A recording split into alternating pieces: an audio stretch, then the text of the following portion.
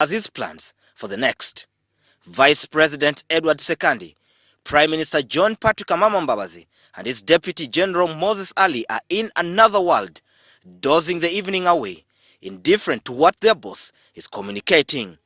Not far away, Finance Minister Maria Chiwanuka as well joins the party, an incident quite strange and happens probably only in Uganda and a few other places. Had the president not been the one delivering the speech, okay, he would be sleeping too.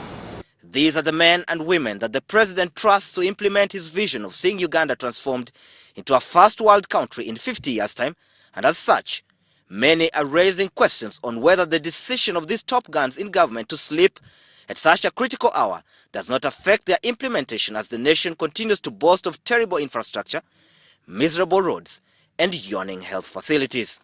It is really a very unfortunate situation because this is the time top officials in the government really needed to pay a lot of attention. The same sleeping group is the one that the president enjoys working with. They are all tired, right from the president, the vice president, etc. Those are grandfathers who should, for the few hours they are awake, be playing with their grandchildren. As political leaders, they spearhead the transactions in ministries that are supposed to translate into effective service delivery, probably the reason why most technocrats have emerged as power blocks, dictating events in the ministries.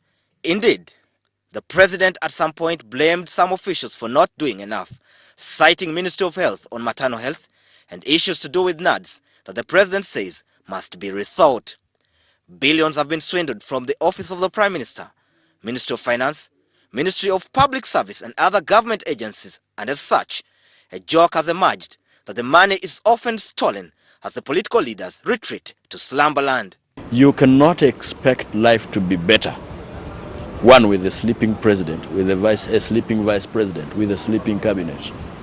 If you looked at the red paper today, the headline is, "They have slept again." It is critical for the country to be reassured that these events do not play out as well in the day-to-day running of government business, where some have already complained about unnecessary bureaucracies and delays caused by officials who are not bothered or rather prefer to take their time. And yet, the president promised improved service delivery in the next financial year, and many will be looking out for its implementation. In any case, the resources are limited of members of parliament in the opposition. Think that Ugandans cannot understand that. You think Ugandans have not read the book of Genesis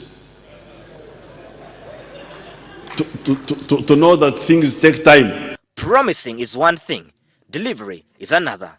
And as people in charge continue to sleep during critical hours, the public might be worried as chances are that the promises could pass unnoticed. Some have argued that most top guns in government have since become weak, consumed by old age, yet they have never thought about hanging their political boots as the countries continue to suffer the repercussions of their tiredness. Surprisingly, even some younger people are falling prey to the sleeping bug. Sabiti Joseph, WS Television, from the Ugandan Parliament.